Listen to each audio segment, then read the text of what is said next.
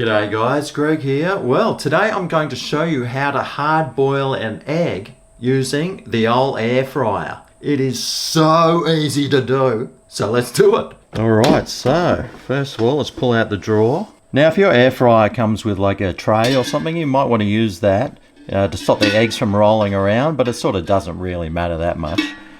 But you don't want to overcrowd the pan for starters, so we'll just chuck a couple of eggs in and stick it in the old air fryer. And now we need to bring it to 130 degrees Celsius. Now 130 degrees Celsius is 266 degrees Fahrenheit. And the time is 15 minutes.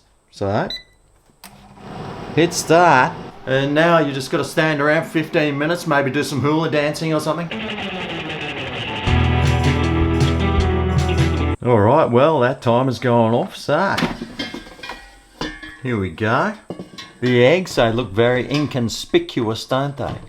So I'll just take out the centre tray here, and you might want to just cool them off before you touch them because they will be 130 degrees Celsius. Don't waste water though, just give them a quick rinse. And I'll just let these cool down for a while before I show you the end result. Alright, well, let's cool down a little bit, but let's peel all this off.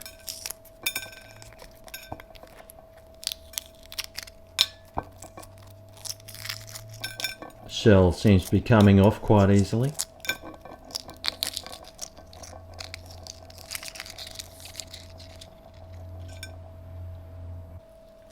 Cut one open. And there you have it.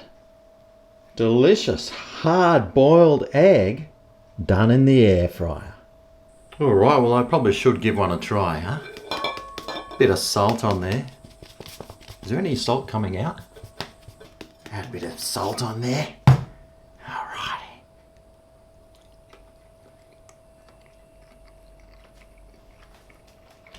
Giddy up! Oh yeah, this is